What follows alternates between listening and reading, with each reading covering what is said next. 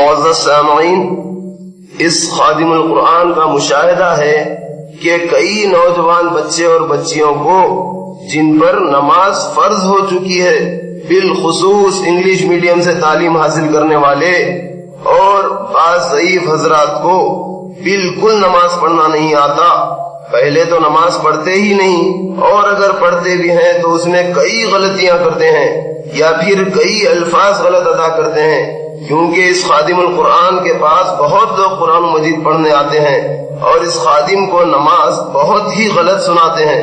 کئی ان پڑھ مسلمان بھائی اور بہن کتابیں نہیں پڑھ سکتے، لیکن کیسٹ کے ذریعے سن کر تو یاد کر لیں، یا پھر نماز یاد ہو تو کم سے کم اس میں کچھ غلط پڑھتے ہو تو درست کر لیں. نماز کی بے شمار فضیلتیں ہیں، اور اسی طرح نماز نہ پڑھنے والوں کے بارے میں بھی کئی وعیدیں ہیں. اس خادم القرآن کی کوشش ہے کہ آپ کو پوری نماز صاف صاف پڑھ کر دکھلاؤں. اس کے ساتھ ساتھ چند فضیلتیں اور چند وعیدیں بھی سناتا چلوں، تاکہ آپ لوگ نہ بے نمازی رہیں اور نہ غلط نماز پڑھنے والے رہیں. غور سے سنتے جائیے. آپ لوگ سارا کام کاج سب چھوڑ دیجئے، کام چھوڑ کر ذرا غور سے سنیں. میری دینی بہنیں، مائیں، میرے دینی بھائی، سب سے گزارش ہے کہ پوری توجہ سے سنیں اور اس پر عمل کریں، تاکہ آپ کی اور اس خادم القرآن کی بخشش کا ذریعہ ہو. آمین. نماز ہر مسلمان عاقل بالغ پر، خواہ مرد ہو یا عورت، روزانہ 5 وقت فرض عین ہے، اور نماز کی فرضیت کا منکر کافر ہے.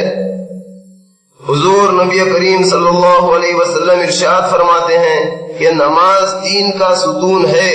جس نے نماز کو قائم رکھا اس نے دین کو قائم رکھا، اور جس نے نماز کو چھوڑ دیا اس نے دین کی بنیاد منہدم کر دی.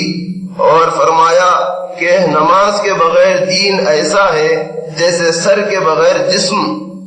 نماز کی اہمیت کا پتہ اس سے بھی چلتا ہے کہ باوجود یہ کہ نابالغ پر نماز فرض نہیں، لیکن حدیث میں 7 برس کی عمر ہی سے بچے کو نماز پڑھنے کی تاکید کرنے اور 10 برس کی عمر میں ترک نماز پر مارنے کا حکم ہے، تاکہ پیش از پیش نابالغ کو نماز کی عادت ہو جائے.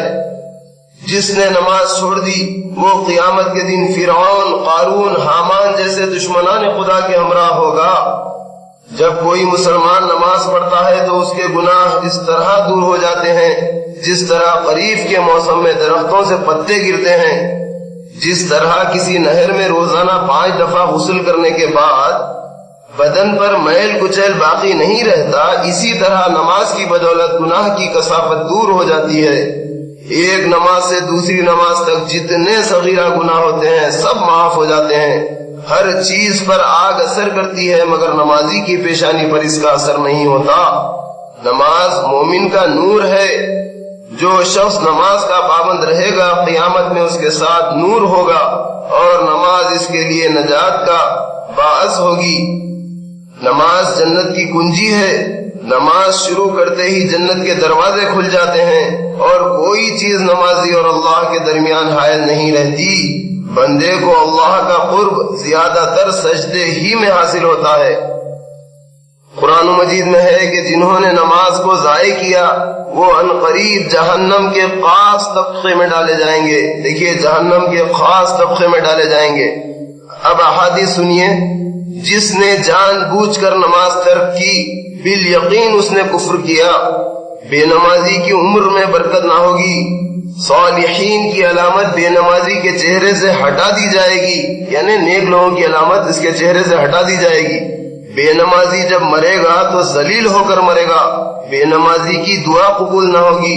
بے نمازی بھوک اور پیاس کی حالت میں مرے گا. اس کی پیاس نہیں بجھے گی اگرچہ دریاؤں کا پانی بھی اسے پلا دیا جائے.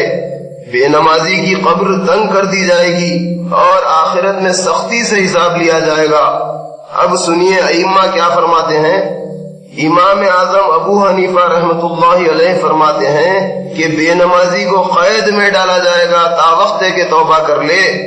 دیگر ائمہ امام شافعی رحمۃ اللہ علیہ کے پاس بے نمازی واجب القتل ہے. امام احمد بن حنبل رحمۃ اللہ علیہ کے پاس ترک نماز کفر ہے. امام مالک رحمت اللہ علیہ کے پاس سلطان اسلام بے نمازی کے لیے قتل کا حکم دے۔ عبد القادر جیلانی رحمت اللہ علیہ، جن کے آپ ہم سب چاہنے والے ہیں، سنیے آپ کیا فرماتے ہیں کہ بے نمازی کو مسلمانوں کے قبرستان میں دفن نہ کیا جائے۔ اندازہ لگائیے کہ ہم تو کہتے ہیں کہ ہم تو چاہنے والے ہیں عبد القادر جیلانی رحمت اللہ علیہ کے، لیکن ہم ان کے دل کو کتنا ناراض کر رہے ہیں نماز نہیں پڑھ کر۔ وہ تو ہر بے نمازی کے بارے میں فرما رہے ہیں کہ بے نمازی کو مسلمانوں کے قبرستان میں دفن نہ کیا جائے۔ سلطان باہو رحمت اللہ علیہ فرماتے ہیں کہ بے نمازی سے خنزیر بھی پناہ مانگتا ہے، یعنی خنزیر سے مراد سور کی ہے، سنا آپ نے، سور بھی پناہ مانگتا ہے دیکھیے بے نمازی سے۔ میرے بھائی صاحب، میری بہنیں، ذرا رحم کیجیے اللہ کے واسطے نمازی ہو جائیے۔ میری دلی تمنا ہے کہ تمام مسلمان نماز پابندی سے پڑھیں، قرآن پاک کو تجوید کے ساتھ صحیح پڑھنے کی کوشش کریں، کیونکہ قرآن پاک حضور نبی کریم صلی اللہ علیہ وسلم پر تجوید کے ساتھ نازل ہوا ہے۔